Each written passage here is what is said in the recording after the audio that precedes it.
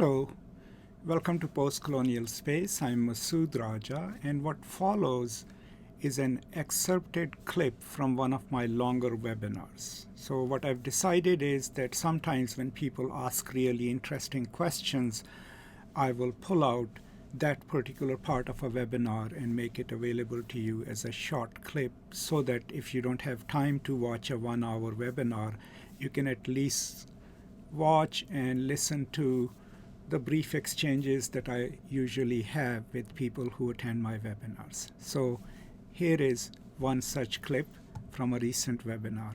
I hope you enjoy it.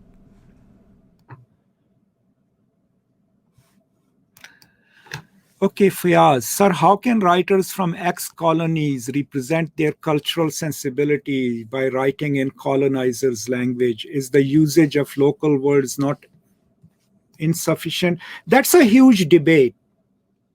In African studies, that's a huge debate, the question of writing in native languages as well as in colonial languages. It will depend on your context, where you are. Personally, I absolutely believe that you can use the master's tools to dismantle his project. And I don't believe in any kind of purist ideologies. How can the post-colonial scholars do that? By being aware of both traditions. If you want to have an impact in the world, right, in the scholarly domain, you have to come to it from a place of knowledge. So how do you convince a metropolitan scholar that what you are saying matters? You say, I have mastered your vocabularies, right, and your debates.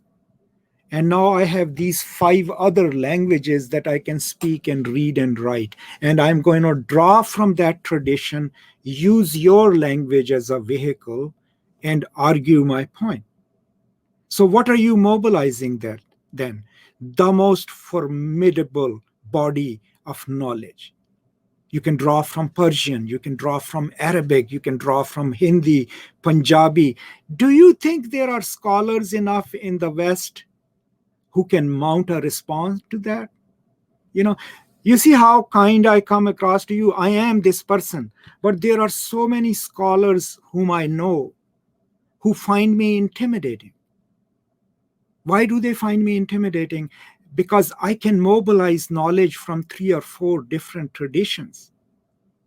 So, post-colonial scholars, is it okay to just write in the little silo of your own culture? Yes, absolutely. It is okay. But do you want to have a global impact? If you want to challenge the assumptions being made about your culture, you cannot just shout in your own little silo and have an impact. No. You come and learn where the debate is, what someone else is saying, right, about you.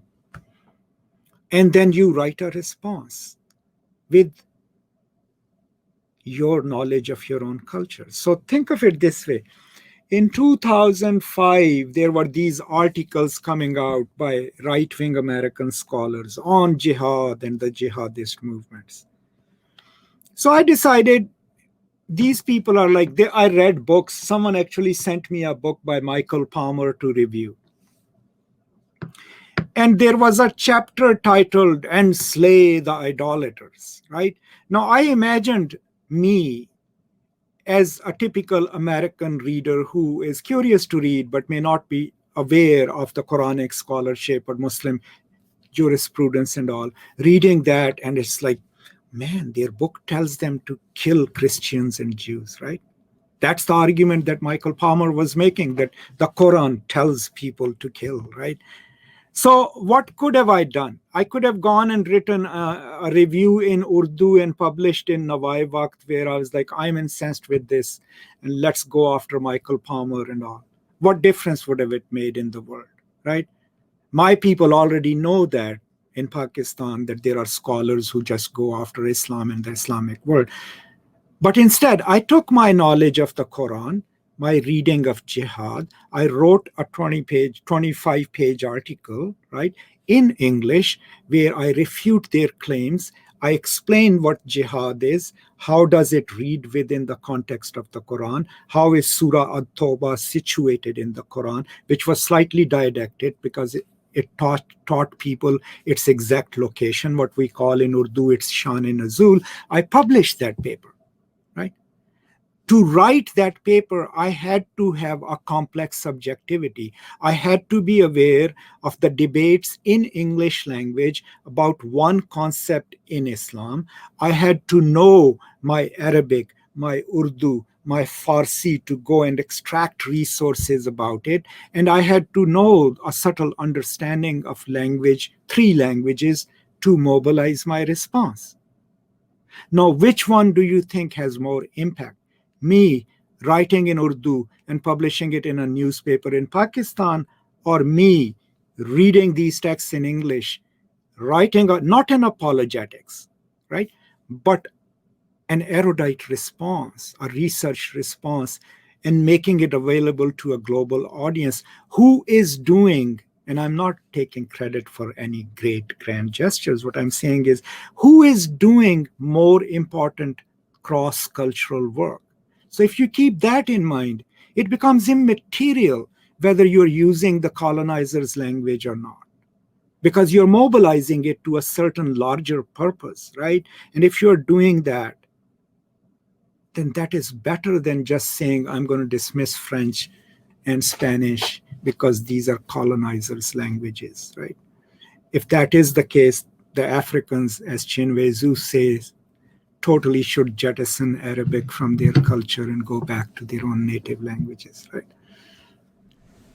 Thank you so much for watching or listening to this brief clip. If you are interested in the longer version, the link will be in the description and you can watch the whole webinar. Thank you so much for your support. And as always, if you have any questions, any concerns, you can always post them in the comments and I'll be happy to respond to them. If you have a moment and if you haven't subscribed to the channel yet, please do so now so that you get timely notifications of whatever is happening on this channel.